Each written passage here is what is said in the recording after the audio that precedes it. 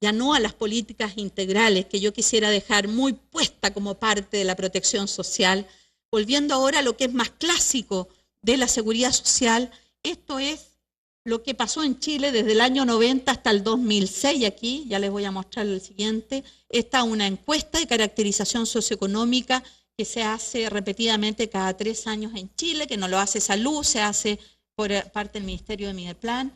Y vean ustedes, en Salud está las personas que dicen estar adscritas al sistema público, y en naranjo las que están en ISAPRE de acuerdo a esta encuesta.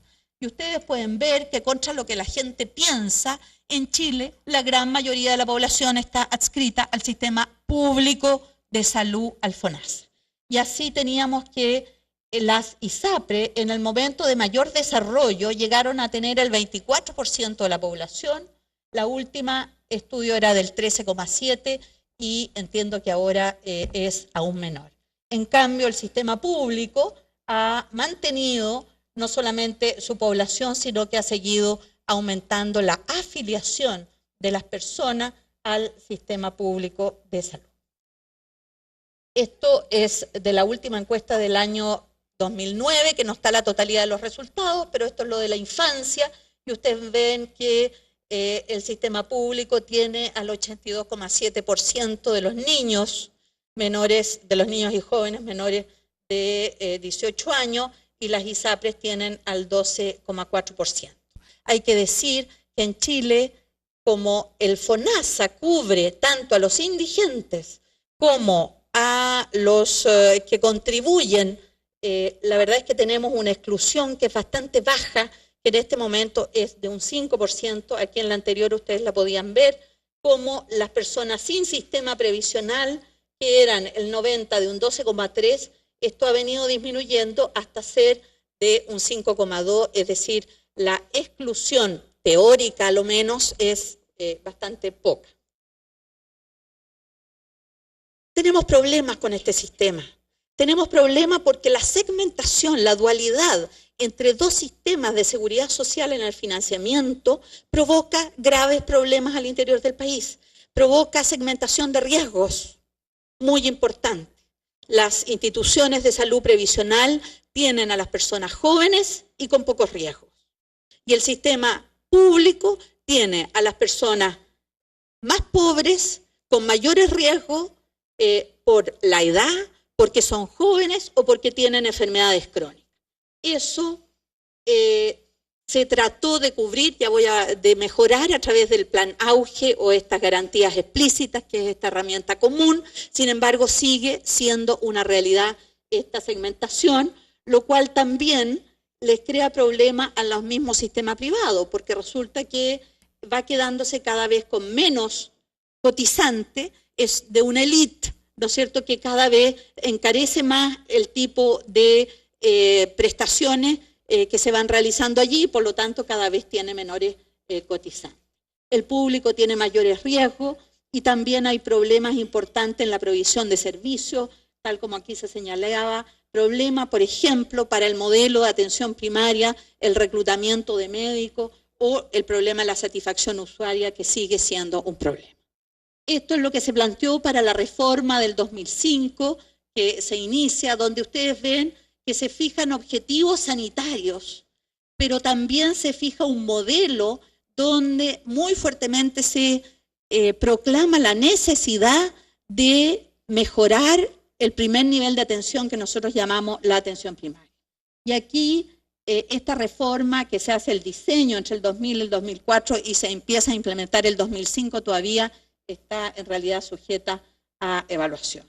Un primer nivel de atención de distribución geográfica nacional, de administración, en la gran mayoría de los casos, municipal, de los municipios, donde lo central es el barrio, la comuna saludable, y donde hay centros de salud municipales, ¿no es cierto?, con atención integral y con una resolutividad creciente. Aquí no se trata de tener centros de salud que solo hagan lo básico. Hacen lo básico, pero además son el pilar de las patologías más comunes que el país se puede dar a nivel de toda la población. y son ellos los que tienen que derivar, tienen que enviar a hospitales de la red, la mayor parte públicos, ¿no es cierto?, para poder tener satisfacción a aquellas cosas que no pueden darse en el mismo centro de salud. Estamos hablando, estos son los centros más elegantes, por supuesto, esto es para la foto también. Son los últimos que se construyeron, pero quiero decir que hay, a lo largo del país hay 1.800 establecimientos de atención primaria, de los cuales 400 aproximadamente son centros de salud. El resto hay muchos pequeños establecimientos que son como casas, donde hay a veces un funcionario, un técnico a nivel rural, que es el que tiene la responsabilidad de su población a cargo. Ese es el que tiene que hacer la promoción, vigilar de que vayamos avanzando en el agua potable, de darle el tratamiento a las personas con tuberculosis, de conocer su realidad epidemiológica, y eso solo se puede desde un sistema público bien constituido. Entonces tenemos 24 territorios descentralizados, con gestores en cada red asistencial, con población a cargo, que coordina esta atención primaria de los municipios y derivación entre niveles. ¿Qué quiero señalar con esto? Que hay un segundo elemento que a mi juicio es tan importante como las políticas públicas e intersectoriales, que tiene que rever con la organización del sistema para entregar los servicios. La organización, el financiamiento suficiente es indispensable tenerlo, pero no es suficiente garantía de acceso universal. Si no se tiene una organización de sistema que efectivamente llegue a los distintos lugares, a los distintos territorios, esté cercana a la población, no vamos a dar cuenta de la realidad del derecho a la salud. En estos consultorios o centros de atención primaria, en este momento tenemos casi el 65% de las personas mayores de 65 años bajo control en cobertura, porque el Ministerio de Salud le pone indicadores de meta a los municipios en que tienen que cumplir determinados programas, por ejemplo, de cobertura o de tratamiento o de éxito en el tratamiento, indicadores de actividad agregada para poder hacer los convenios y los traspasos de recursos. ¿Qué es este auge o estas garantías explícitas que este instrumento que se buscó? Se buscó darle a un conjunto de problemas de salud priorizados que dan cuenta de un porcentaje importante también de la carga de enfermedad, garantías de acceso en el sentido de que a determinadas enfermedades se les iba a tratar en un nivel adecuado con una determinada oportunidad. Entonces, por ejemplo, una persona que se le diagnostica catarata no puede ir más allá de 6 meses y tiene que tener la intervención quirúrgica. O sea, ahí hay un plazo fijo que la persona puede exigir si es que eso no se lo da, con una determinada calidad y con una determinada protección financiera, además de un examen de medicina preventiva. Esto tiene el dilema de la priorización.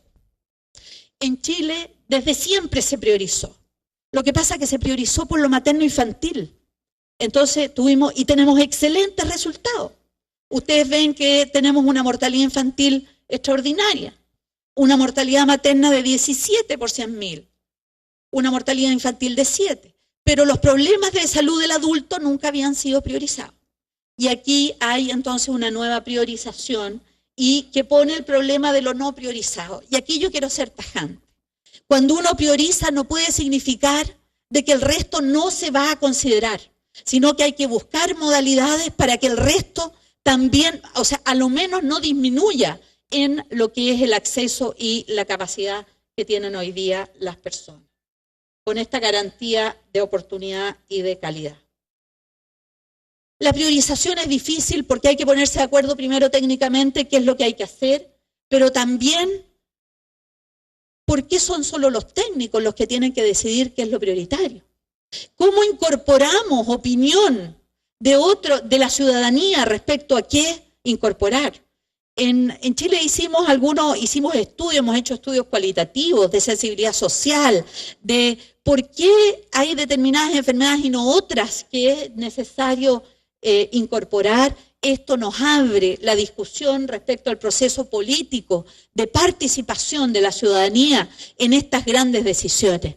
Que no somos algunos técnicos iluminados los que tenemos que decidir respecto a cuáles son las enfermedades. En Chile, por lo menos, esto se discutió a nivel del Congreso, lo cual no quiere decir de que no haya una tremenda presión por incorporar otras patologías a estas mismas. Se hicieron también los estudios de carga de enfermedad, pero claramente no es suficiente. Cuando la presidenta Bachelet en su momento, que era ministra, empezó a recorrer el país mostrando estos estudios de carga de enfermedad, ¿qué es lo que le pedía a la población? Lentes, le pedía lentes para poder ver, para poder seguir trabajando. Eso no estaba puesto en ningún estudio técnico. Sin embargo, era un requerimiento indispensable para poder seguir solucionando sus propios problemas y seguir viviendo y trabajando adecuadamente. Entonces, los técnicos también muchas veces nos equivocamos en esta apreciación respecto a la relevancia. Se hizo un sistema creciente para llegar a lo que hoy día son 66 problemas de salud que están incorporados, desde grandes problemas de los niños, todos los cánceres, hay hasta los problemas como hipertensión, diabetes en el nivel primario. Quiero ponerles un ejemplo respecto al infarto.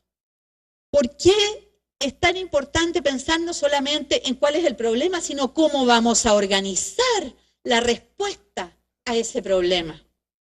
Entonces se incorporó el tratamiento, el diagnóstico y tratamiento del infarto agudo del miocardio, pero con trombolisis. Fue una gran discusión en que hubo que conquistar a los cardiólogos y especialmente a los intensivistas para que la trombolisis dejara de ser hecha solamente en los cuidados intensivos. Porque si queríamos que en la isla las personas tuvieran derecho, no iban a tener ningún cuidado intensivo para poder hacerlo. Se implementó un sistema con electrocardiógrafo a distancia y la posibilidad de hacer trombolisis en nuestros consultorios, que también hacen urgencia, en nuestros centros de salud.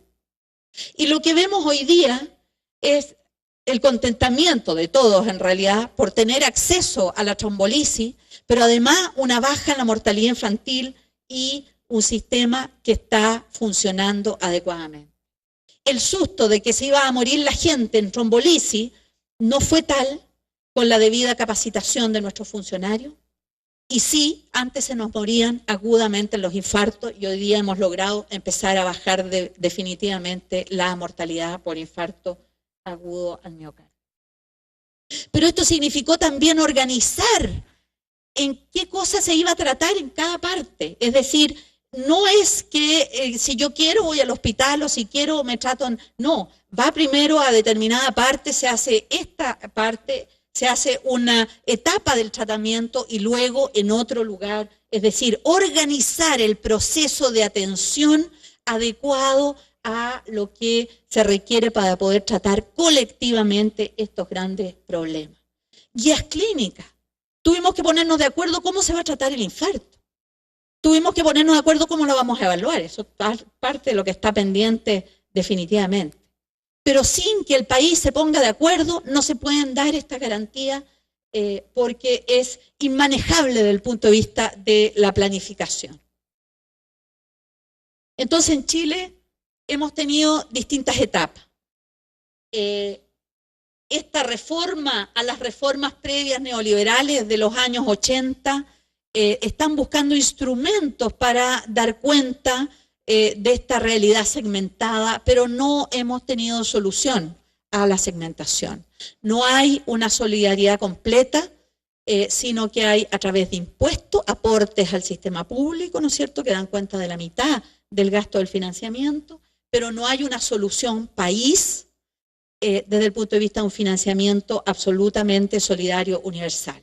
Hay la búsqueda de este instrumento de garantías explícitas como un instrumento común y en pensiones sí se logró incluir un pilar solidario relevante.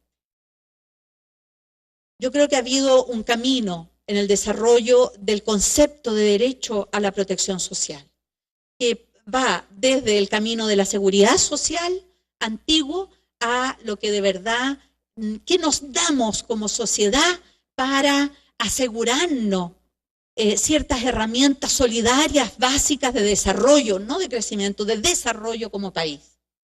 Entonces, no basta pensar en la protección de los afiliados, sino que toda persona tiene derecho a la protección para hacer efectivo el derecho a la salud. Y aquí la protección social tiene, a lo menos a mi juicio, una acción sobre los determinantes sociales y por tanto avanzar hacia la igualdad significa avanzar con las otras entidades ministeriales en políticas públicas integrales, un acceso oportuno y de calidad con servicios integrales, una puesta en común de los riesgos con solidaridad en el financiamiento. Y eso, a mi juicio, pasa por el fortalecimiento de la salud pública. Hay acciones colectivas que son más importantes que las acciones individuales. ¿Y cómo vamos a asegurar el financiamiento para esa? No solamente la intersectorial, sino también las colectivas sanitarias. El acceso va a depender de la arquitectura del sistema y yo creo que la atención primaria y la capacidad resolutiva creciente, cercana a la población en cada uno de los distintos territorios es básica. Creo que la preocupación por la eficiencia de los recursos tiene que también poner énfasis en la efectividad. No basta decir que estamos gastando más, sino de qué nos está sirviendo gastar ese más.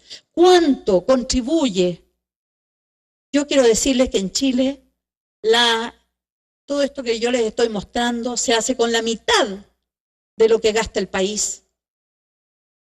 Porque la mitad lo gasta el sistema público. De ese poquito menos de un 7%. La mitad lo gasta el 75-80% de la población. Y la otra mitad se gasta en un 25%. ¿Cuánto le agrega en efectividad el sistema privado a lo que es el crecimiento del país? Ese es un tema muy importante a la hora de hablar de tipos. Por eso que la integralidad no puede ir separado de lo que es la oferta de servicio y de lo que es que yo creo muy relevante, la participación de la comunidad. Derechos efectivos requiere de la participación de la comunidad. El concepto de salud comunitaria, el qué vamos a hacer y cómo lo vamos a hacer, cómo vamos a hacer el desarrollo, requiere de la participación de la ciudadanía. Y eso, a mi juicio, solo es posible con un sistema público fuerte. Pero necesitamos un pacto social. ¿Qué derechos serán los exigibles? No es posible que para todo tengamos los 6 meses que yo les planteaba la catarata. A lo mejor las cataratas es muy relevante, en otras cosas será menos. Pero necesitamos un pacto social y esto significa que tenemos que priorizar con otros, no solamente al interior del sector técnico de salud. ¿Cómo se toman las decisiones? Los derechos sociales van íntimamente ligados, amigos míos, creo yo, a lo que son efectivamente una mayor democracia y una mejor democracia. Muchas gracias.